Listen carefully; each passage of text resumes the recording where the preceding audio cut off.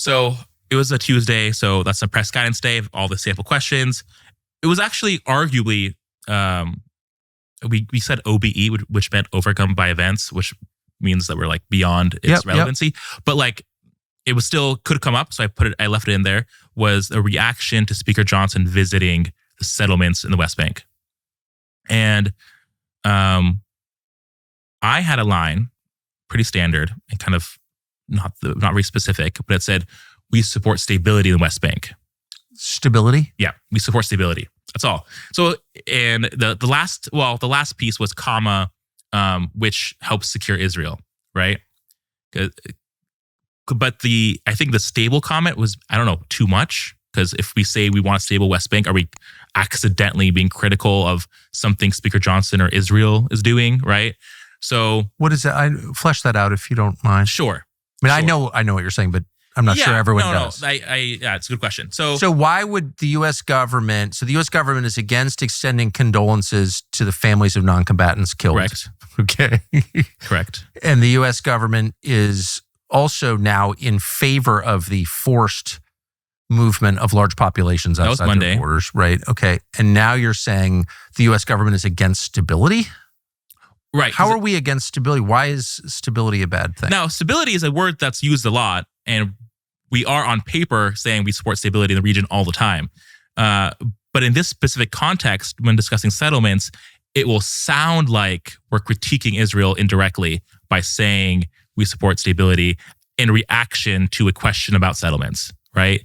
So that was how I interpreted the issue. So in other words, you might be suggesting that the U.S. government opposes radical demographic change in the West Bank. Right. Now, I had this line, again, just like the forced displacement, it had cleared previously. But this is where what was discussed when this first broke in my firing in the Washington Post was that senior officials from Embassy Jerusalem, David Milstein specifically, would occasionally pop into my docs. Now, it didn't happen every single day. Pop into your docs? Like at a Google Doc, right? Or it wasn't a Google Doc. It was I think, I don't know, the brand doesn't matter. But some internal system. Yeah, an internal system. I would share it with, in the morning, the equities I was mentioning. One of the equities is Embassy Jerusalem. Okay, so an equity, just for State Department speak, people haven't heard it. Tell us what an equity is. It's so someone has some stake in those lines. Okay, and Embassy Jerusalem does, obviously, because they're the ones that are the U.S. Embassy in Jerusalem. The U.S. Embassy in Jerusalem. American diplomats posted to Israel. On those press briefing days, I would share it with them for them to review the document and be like, okay, these are our press lines for these sample questions. Are you okay with them? Now, it was interesting because they often did not clear, they didn't reject it. They just, with a non-response, because the press officers there would defer up the chain to David Milstein and Ambassador Huckabee, because they didn't want to put their name on it. Because if it's something that they didn't like, no one wants their name on a press guidance that wasn't approved by these influential people. Who is David Milstein? He is the senior advisor to Ambassador Huckabee. And how old is he? What's his background? Is he a career diplomat or? From my understanding, he's a political. I believe he worked on the Hill. Did he work for Ted Cruz? Yes. Yes, he worked for Ted Cruz. Okay. And he is the stepson of your best friend, Mark Levin. He's Mark Levin's stepson? Yeah. Yes. Is working at the State Department? Correct. Interesting. So David Milstein is a political guy working now for Mike Huckabee in Jerusalem, and he was going through your lines. Correct. Okay. Now, on paper, he could be, but the way that he would edit my docs as aggressively as he would, and we can get into this, but the other statements and pieces that were reported in the Washington Post, he would push a certain agenda that was very aligned with Israel that I found very problematic. Now, in this specific example, because we're discussing the third example of why I was fired, was that he changed the stability line to, we commend Speaker Johnson for visiting Judea and Samaria. So we, as a government, what's Judea and Samaria? It's a term that is it's like religious. It's about Israel's land grab of the West Bank. Are Judea and Samaria like administrative districts? No, it's not. Is there a mayor of Samaria? Nope, doesn't exist. Okay, so there's no actual place called Judea and Samaria. No, the civil authorities don't recognize Judea or Samaria. Nope. Okay. Nope. It's the more extreme wing of the elements of the Israeli government, and David Milstein was in line with that language, and it's designed to erase any Palestinian legitimacy that this is supposed to be. Right. So the point is, Israeli land. By using those terms, they're biblical terms. They refer to regions described in what Christians call the Old Testament, and the point is to remind everybody that this land was promised by God to the Jewish people, to the Hebrew people, and that anyone who's lived there subsequently for the last 3,000 years has no right to it. Right. That's the point. But from a sort of government perspective, Judea and Samaria are not real places in that they're not recognized, not nation states. They're not provinces. They're not. And do they have clearly defined borders?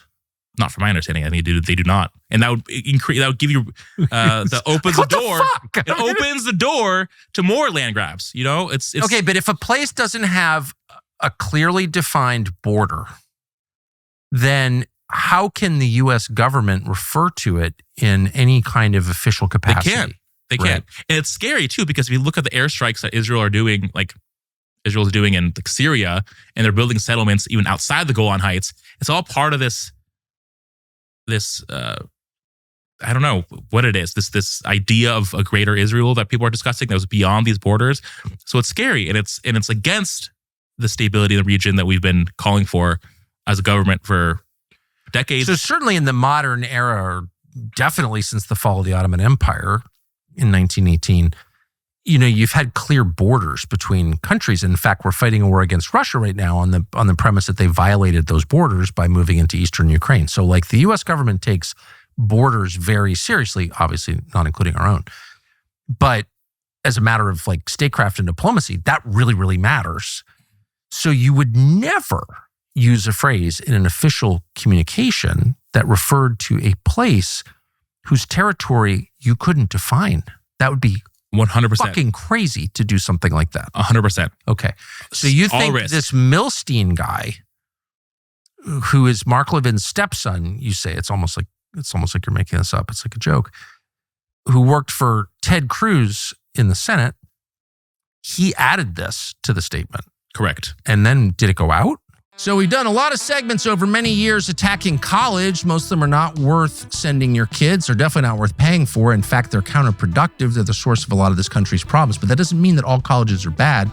We've looked far and wide for good ones, and Grand Canyon University is near the top of the list. It's a private Christian university located in the Arizona mountains, the best part of Arizona. Grand Canyon believes that every one of us is endowed by God with inalienable rights: life, liberty, and the pursuit of happiness. Rights are not something that politicians give us. Rights are something they are sworn to uphold and defend. It's a totally different way of looking at the world. At GCU, purpose starts with service equipping students to affect their families, communities, and the world for good. Whether you're called to business, education, ministry, whatever it is, Grand Canyon University helps you honor that calling while glorifying God through your work. Real purpose in life. Over 340 academic programs offered online, on campus, in hybrid formats. Take your pick. GCU makes education accessible and is tailored to you and your goals. Whether you're starting fresh, you're going back to school to advance your career, if you're ready to pursue a degree and a purpose, Grand Canyon University, GCU, is ready for you. It's private, it's Christian, it's affordable. Visit gcu.edu today. So from that point, I cut it, because I even accepted most of his edits in the document, because going to battle with him was a whole headache, because he'll push certain things. He was known for doing that. David Milstein phone call was not a favorite thing for folks. What was it like? Tell us, for those of us who don't work with Mark Levin's stepson at the State Department. Sure. So he would call and he would just push why was that removed, or why was XYZ done very often. And if you said no, there was a tendency to go up the chain in order for him to push the agenda of any given day. And this is something that I dealt with since very early. Where's his, okay, so is he the DCM or? Nope. He's just a senior advisor to Ambassador Huckabee. He's like an assistant to the U.S. ambassador to Israel. Correct. And sticking with the public reporting from Washington Post, like he would push in one occasion statements that were in the voice of Secretary Rubio, not even the spokesperson. And he drafted them. He would push them through and be like, I want this statement out. And I want the statement out? Yeah. Like he would go through and be like, I drafted this. This is the statement I want. I would go through the process of clearing it, but he would fight for it. Like he'd be in the document, getting in arguments with people one by one in order to kind of overwhelm the process and get certain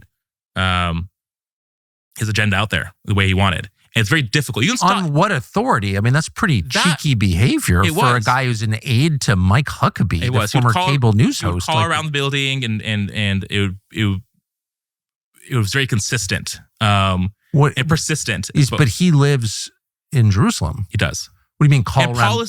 And policy comes from DC. Like this is obviously they have influence and they have discussions, but the policy comes from DC. So if what do you mean call around? He would go up. He would go either laterally or up the chain and call various people and say, "Hey, Ambassador Huckabee," will cite Huckabee usually and say wants this done or for XYZ reason. And if that person didn't pick up, it would go to the next person. So even if we were discussing equities earlier, if one particular equity said we can't do this, then he would go up. Well, I don't care because this guy above may clear it. What? And how does he have everyone's number? That's what I was wondering. I don't know. Thanks for watching our YouTube channel. We hope you'll subscribe to it. And by the way, you can hit the little bell on there and get notifications every time we produce a video. We hope you'll do that also.